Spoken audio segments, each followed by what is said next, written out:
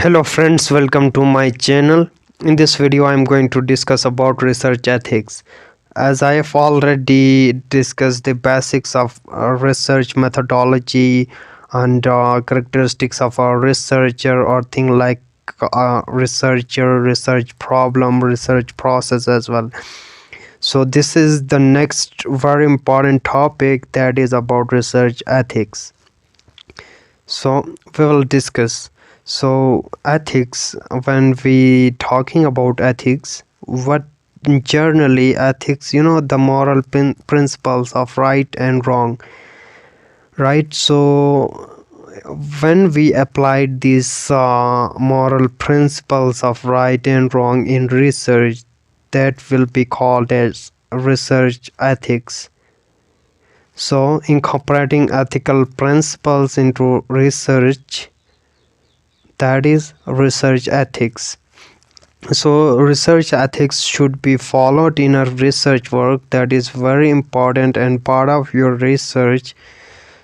And some rules have been designed and guidelines have been given by Economic and Social Research Council UK. So they just give some directions or define some ethical rules in research. The first one is that research should be designed, reviewed, and undertaken to ensure integrity and quality. So integrity is very important in research work.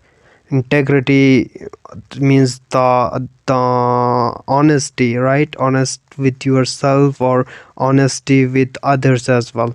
So this is very important part of your research, being honest and integrity and the good quality of your research. And research staff, right, and the subjects, research subjects, the people which are part of your research, or from whom you are using sample data collection, etc. So they must be informed fully about the purpose, methods, and intended possible uses of research, and confidentiality of the information supplied by research subjects. So it must be kept private, right? Their confidentiality or their privateness should be respected, or ensure the confidentiality of the subject, which is very important and part of ethics, right? And anonymity of the respondents must be respected as well. They should not be revealed, their identity should not be revealed unless they give permission to do so. And then research participants they must participate in voluntary way, free from any coercion. So you cannot force the participant or the subjects to participate in your research, or you cannot forcefully collect data or samples from them, right? Their free will and their free will and voluntary is very important. If they are volunteer to become your subject, or they are willing to give you data or share their experience or thoughts or ideas or any data, that is very important. And third thing is, you have to making sure that there should be no harm to participant, right? Their security must be ensured by you. And next thing is, the independence of research must be clear, and there should be no any conflict, right? Conflict of interest or practicality must be explicit as well. Voluntary participation, as I've already discussed, subject must be able to provide information, consent freely, willingly, right? Then you must inform that your subjects or respondents, that if you are observing, that you just inform them first, right?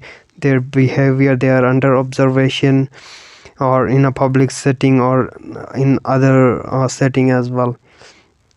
And further, the subjects must be free from any reasonable anticipated physical or emotional harm, and participants should be informed about your research, the purpose of your research, how respondent was selected, and how you are using the data or samples that are collected from him. And other ethics include areas of academic misconduct or dishonesty. And the first thing is plagiarism, obviously. So plagiarism, using the works of others without acknowledging them. So that is an academic offense or academic crime. It is considered an academic crime, plagiarism, and there are certain rules or certain punishments for set for that as well. So plagiarism must be avoided. If you are using the works of other, you acknowledge them, and there are certain ways to use the works of other or to avoid plagiarism. I will discuss this topic in a separate video as well, right? You can avoid plagiarism by giving references as well. So again, referencing APA citation, these things are very important and to be discussed in separate video. And fabrication and falsification. Fabrication, making or inventing something. So it is making up results and recording or reporting them. Whereas falsification, as the name indicates, to falsify something, right? Or to manipulate research materials or changing or omitting the data or the result. So the authenticity of your data, how your data should be used, you have to keep in mind certain limitation and research ethics while using that data.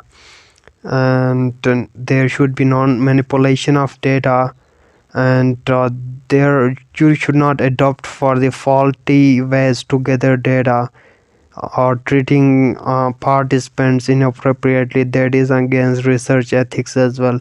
Poor data storage and retention, that is also against research ethics as well. So the data should be available for verification, for authentication as well. And there should be no misleading authorship. That is again very important thing, that misleading authorship should be avoided, right? Authorships, it involves only those person who just contribute directly to the research. So while publishing your research, you should mention the names of only those who work with you, rather than it sometimes it happens that the supervisor, they just uh, emphasize you or just request you to write his name along with you in the publication, so although he did not contribute in the research. So this is against research ethics, right?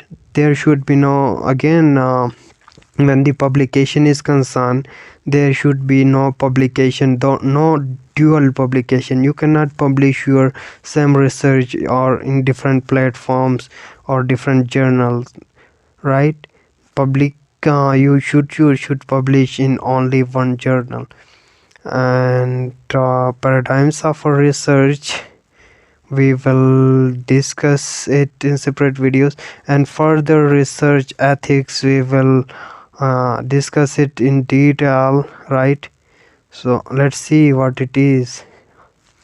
So research ethics, as I already told you, ethics set of rules that govern our expectation of our own and others' behavior.